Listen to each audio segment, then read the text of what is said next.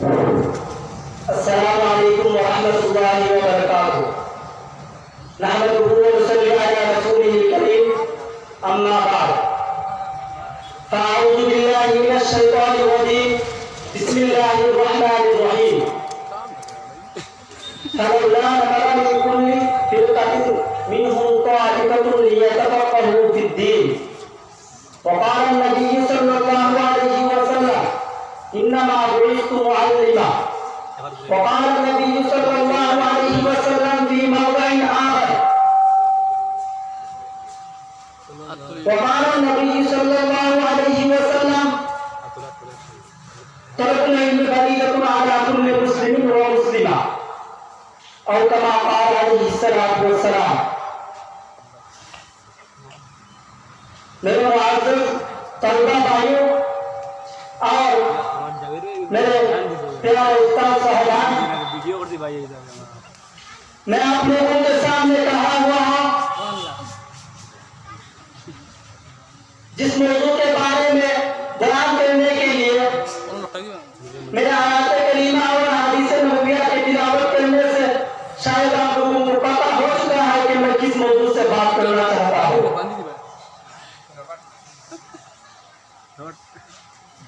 मैंने आप लोगों के सामने आयत करीमा तिलावत की और अहादीस नबविया में से जो अहादीस तिलावत की है, जिनसे सराहतन ये बात निकलती है कि मैं मदरसा के बारे में ही बात करना चाहता हूँ।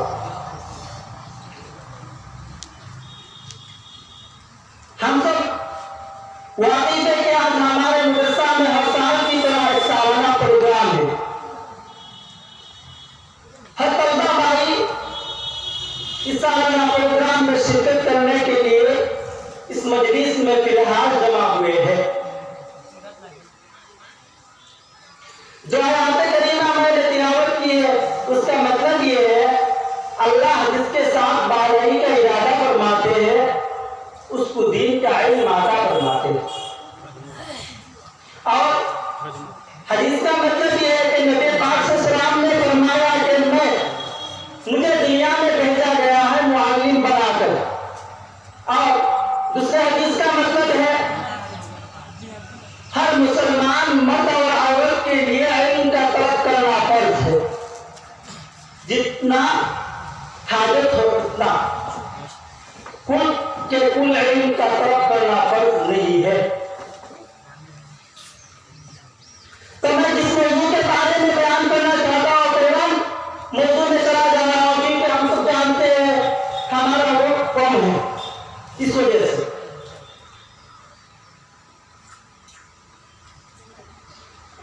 मदरसा क्या चीज है, पहला पॉइंट। मदरसा क्या चीज है बताने के बाद कोई सवाल पैदा हो जाता है। मदरसा ने हम लोगों को क्या दिया, मदरसा के फवाइद क्या है, अगर यह मदरसा ना होता तो हम लोगों को क्या नुकसान होता। इन सवालों के मद्देनजर मैं एक भी बातें कहकर आप लोगों के सामने से रुखसत लूंगा इंशाअल्लाह। और मुझे उम्मीद है कि आप लोग बहुत तहदील सीमात अता फरमाएंगे और मेरे उस्ताद साहब मेरे खाता पर तब्दील करेंगे। मदरसा क्या चीज है जानने के लिए, हर चीज की हकीकत जानने के लिए हम सब जानते हैं जिन चीजों की जरूरत पड़ती है वो है सिलसिला नसब। जैसा कि हमारा सिलसिला नसब बयान करने में जो चीजों की जरूरत पड़ती है हम उसका लड़का है, मेरा खाला दादा है, खाला दादा के दादा है, दादा के दादा, वो ऐसे ही हमारा सिलसिला नसब हमारे प्यारे नबी हज़रत मोहम्मद रसूलुल्लाह सल्लल्लाहु अलैहि वसल्लम को जा मिलता है। और हमारे प्यारे नबी सल्लल्लाहु अलैहि वसल्लम से हमारा सिलसिला नसब हज़रत आदम अलैहिस्सलाम को जा मिलता। तो क्या मतलब निकलेगा, हमारा सिलसिला नसब हज़रत आदम अलैहिस्सलाम तक है। जब इस मदरसा का सिलसिला नसब देखा जाएगा तो क्या निकलेगा, हमारे इस मदरसा का ताल्लुक किस मदरसा से है। सबसे पहले ये देखा जाएगा तो हमारे मदरसा का ताल्लुक देखा जाएगा तो दारुल उलूम बस्तानी मदरसा से ताल्लुक देखा जाएगा। जब दारुल उलूम बस्तानी का ताल्लुक देखा जाएगा तो किससे मिलेगा, बिलवास्ता हो या बगैर बिलवास्ता, यानी बिला वास्ता हो या बिलवास्ता हो, दारुल देवबंद से हमारे बादशाह जी मदरसा का ताल्लुक देखा जाएगा, सिलसिला नसब जारी देगा। और दारुल का ताल्लुक किस मदरसा है, किस मदरसा से है? तो दारुल देवबंद का ताल्लुक देखा जाएगा तो निकलेगा मदीना मुनव्वरा में जितने मदारिस से सब मदारिसों से दारुल देवबंद का ताल्लुक पाएंगे। जब दारुल देवबंद मदीना मुनव्वरा में जितने मदारिस से सब मदारिसों से दारुल देवबंद का ताल्लुक है तो बिन वास्ता हमारे मदरसा का ताल्लुक भी मदीना मुनव्वरा के तमाम मदारिसों से है। और मदीना मुनव्वरा के मदारिसों का ताल्लुक असाब सुफा में जो सबसे पहले मदरसा कायम हुआ है इस मदरसा के साथ ही। और हम सब जानते हैं असाब सुफा में हमारे प्यारे नबी हज़रत मोहम्मद रसूलुल्लाह सल्लल्लाहु अलैहि वसल्लम ने जब मदरसा कायम किए उसका मुतालिम और मुअल्लिम कौन थे? हम सब जानते हैं उसका मुअल्लिम था हमारे प्यारे नबी मोहम्मद रसूलुल्लाह सल्लल्लाहु अलैहि वसल्लम और उसका शागिर्द थे सहाबा किराम रिज़वानुल्लाहि तआला अलैहिम अजमाइन। तो हमारे इस मदरसा का भी असातिज़ा किराम और तलबा भी पढ़ने वाले और पढ़ाने वाले भी बिलवास्ता उसी असाब सुफा के साथ ताल्लुक रखने की वजह से हम भी उस असाब सुफा के शागिर्द होते हैं। और हमारे असातिज़ा किराम उस असाब सुफा के मुअल्लिम होते हैं। जो कहता है कि इस मदरसा की कोई जरूरत नहीं है उसके लिए कान खोल कर छोड़ना जरूरी है कि मदरसा की जरूरत है या नहीं। यह असाब सुफा जो कायम किया गया है नबी करीम सल्लल्लाहु अलैहि वसल्लम की मौजूदगी में, नबी करीम सल्लल्लाहु अलैहि वसल्लम की मौजूदगी में जो असाब सुफा की मदरसा कायम किया गया है उस मदरसा कहाँ है? वह मदरसा बिल्कुल मस्जिद नबवी के करीब है। जब वो मदरसा बिल्कुल मस्जिद नबवी के करीब है फिर भी मस्जिद नबवी के करीब रहने के बावजूद हुजूर सल्लल्लाहु अलैहि वसल्लम असाब सुफा को कायम करने की क्या जरूरत पड़ी? मस्जिद नबवी में भी तालीम दे सकता, फिर भी हुजूर सल्लल्लाहु अलैहि वसल्लम ने असाब सुफा के जो मदरसा है उसको कायम किया है।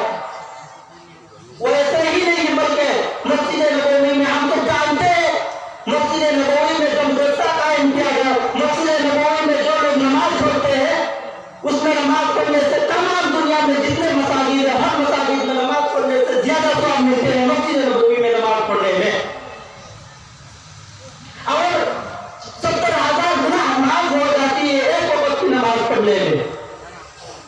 फिर भी इस मस्जिद नबवी के रहने के बावजूद हुजूर सल्लल्लाहु अलैहि वसल्लम ने असाब सुफा की जो मदरसा है उस मदरसा को कायम किया है मस्जिद नबवी के आसपास। वो ऐसा ही नहीं बल्कि उस मस्जिद नबवी में 1000 रकात की सवाब मिलती है एक रकात की नमाज में। और उस मस्जिद नबवी के पास जो असाब सुफा की मदरसा कायम किया गया है उस मदरसा को उस मस्जिद नबवी से 1 हाथ ऊंचा कायम किया गया है। सहाबा किराम रिज़वानुल्लाहि तआला अलैहिम अजमाइन को हुजूर सल्लल्लाहु अलैहि वसल्लम ने मस्जिद नबवी से 1 हाथ ऊंचा कायम करने की हुक्म फरमाया। वैसे करने की क्या हिकमत है? हमारे ज़हन में आज तक ये ख्याल पैदा नहीं हुआ है मस्जिद नबवी अल्लाह का घर है। अल्लाह के घर के रहने के बावजूद फिर भी हुजूर सल्लल्लाहु अलैहि वसल्लम ने असाब सुफा की जो मदरसा है उस मदरसा को 1 हाथ ज्यादा ऊंचा करने की हुक्म क्यों फरमाया है? नारे तकबीर, नारे तकबीर, नारे तकबीर। मजा हमारे ज़हन में कोई पैदा नहीं होता। इस्लामिया हिंदुस्तान, हिंदुस्तान, हिंदुस्तान, मदारिस इस्लामिया, मदारिस इस्लामिया। क्या हमारे ज़हन में ऐसा पैदा नहीं होता मस्जिद नबवी के रहने के बावजूद हुजूर सल्लल्लाहु अलैहि वसल्लम ने असाब सुफा में जो मदरसा कायम किया गया उस मदरसा को 1 हाथ ऊंचा करने में क्या हिकमत है? उसमें हिकमत यह है अल्लाह ताला ने कुरान करीम में इरशाद फरमाया है कि दुनिया में जितने लोग हैं सब लोगों से ज्यादा दर्जा बुलंद फरमाया अल्लाह ताला ने ईमानदारों की। फिर उसी के साथ अल्लाह ताला ने फरमाया वल्लज़ीना उतुल इल्म दरजात। अल्लाह ताला ने उन्हें इल्म वालों की दर्जात पर अल्लाह ताला ने बुलंद फरमाया है। ये इस तरह दर्जा के क्या मतलब है? अल्लाह ताला इल्म वाले के दर्जा फरमाते हैं उसमें क्या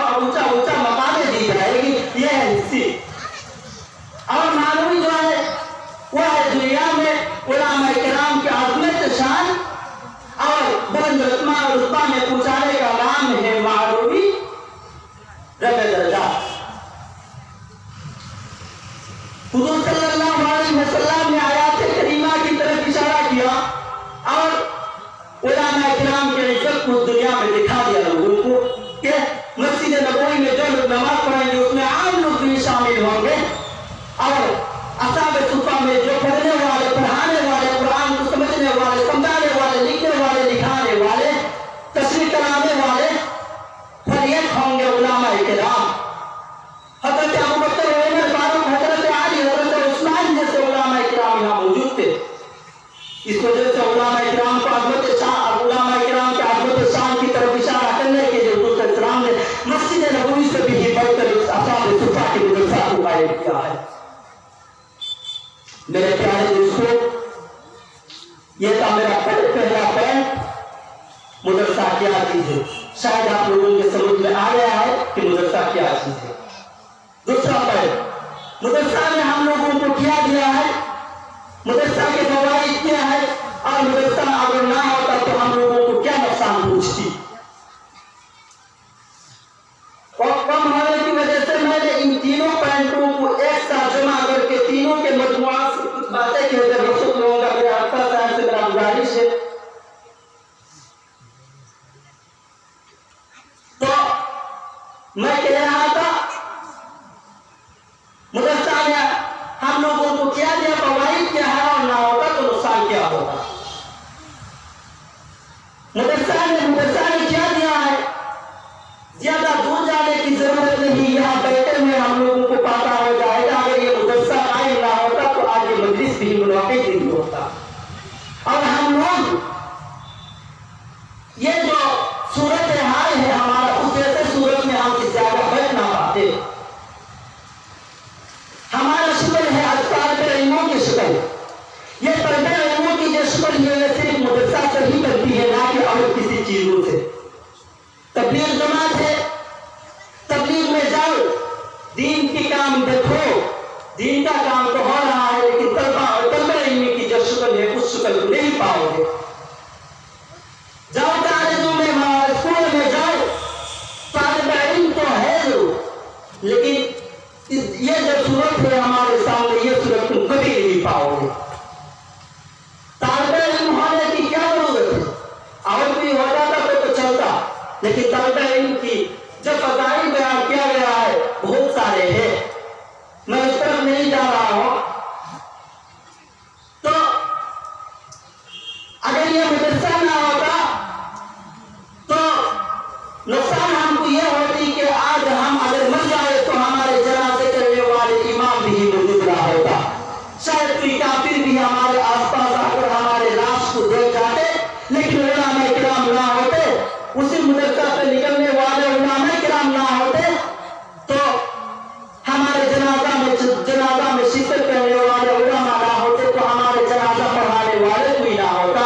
अगर हमारे मदरसा और हमारे ये मदरसा ना होता तो उलमा किराम भी नहीं निकल पाते, और हम मस्जिदों में जाकर अकीदा नमाज पढ़ लेते, इमाम भी नहीं मौजूद होता। क्योंकि इमामती करने और कराने के लिए ये जरूरी है कि इल्म दीन की मुकम्मल इल्म मौजूद हो।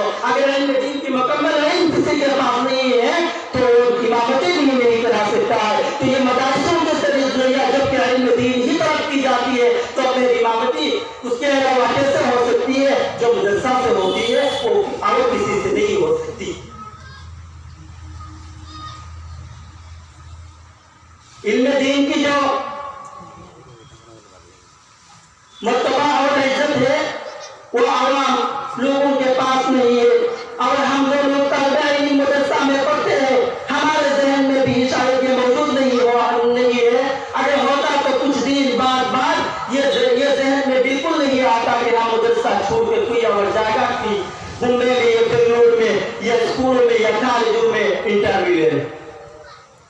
हम लोगों को जरूर जानना है कि हम कैसे, हम जिस चीज में जहां रहकर इल्म तलब कर रहे हैं उसका हकीकत क्या है, उसमें रहने से हमारा क्या फवाइद है। अगर ना रहता तो हमको नुकसान क्या होता। कम अज कम ये तो जरूर होता कि हम नमाज तो नहीं पढ़ सकते, हमारे दाढ़ी तो मुंडवाना जरूर हो जाता है, और हम सुन्नत के खिलाफ हर वक्त रहते हैं। हमारे प्यारे नबी सल्लल्लाहु अलैहि वसल्लम हम पर नाराज हो जाते हैं। मेरे आजीज दोस्तों और भाइयों, बहुत समझने की बात है, वक्त कम होने की वजह से मैं अपना तकरीर को खत्म कर रहा हूं।